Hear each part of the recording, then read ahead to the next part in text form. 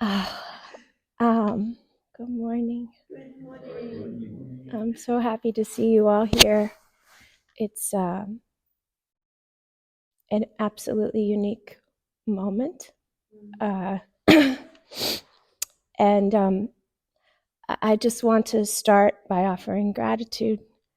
I want to thank everyone who is here today and everyone who is sending support and love who can't be here, including my family, my daughters, my daughter Julia, my mother, Barbara, my father, my sister and brother-in-law, my niece and nephew, my aunts and uncles, my partner Mark, who will be driving at walking pace with me this whole journey as my support car, and his wonderful daughter.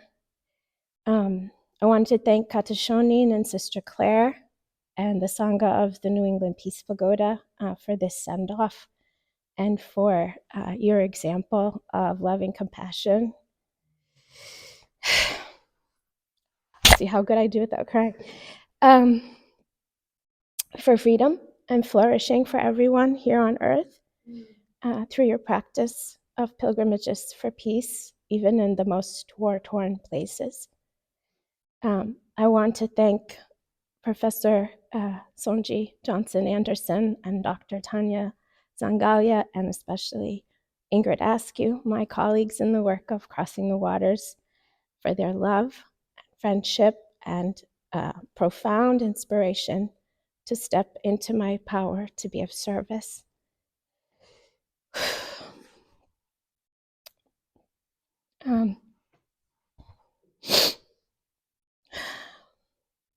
I am walking for them and with them, and everyone who loves and supports them, every step, to beat the drum of movement for the work ahead this year and ongoingly.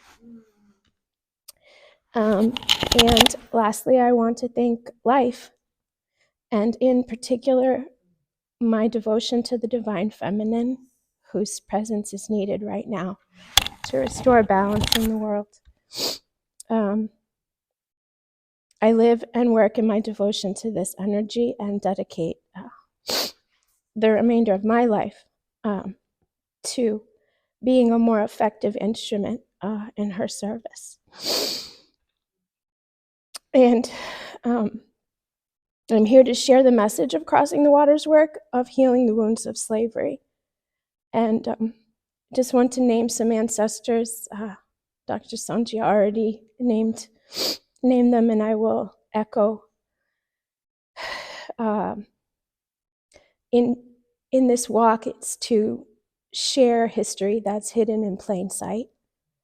And Metacomet, also known as King Philip, he was the second son of Massasoit, who first greeted the English colonizers in 1620 at Plymouth, and he worked with them his whole life in a peaceful way. But after his death, the colonists' children changed, and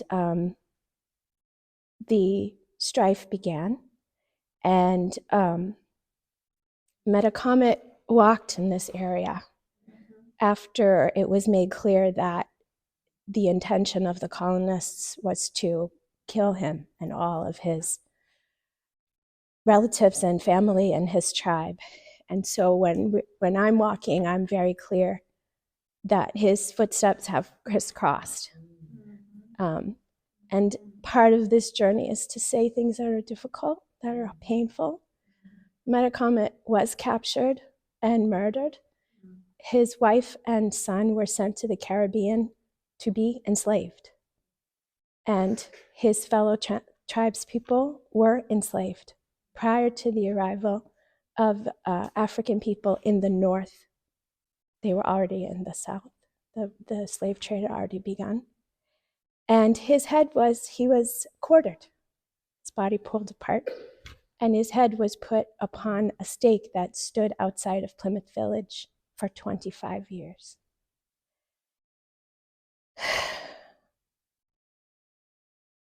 So Nam Myoho Renge Kyo.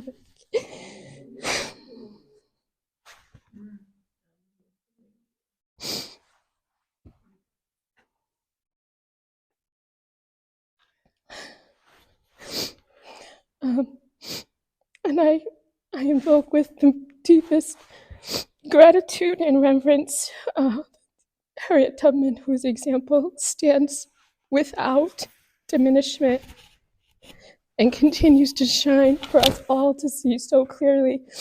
And the story of Charles Knoll, my destination point, is where she participated in the rescue of Charles Knoll, who was apprehended after arriving in the North to be free under the Fugitive Slave Act. And she was responding to the call of 500 citizens of Troy who were mostly white, saying, no, you can't take this man back into enslavement. And her bravery and her willingness to put her body, she went into the building and grabbed hold of this man and brought him out to the crowd of 500 and got him on a skiff across the water, and then again had to rescue him.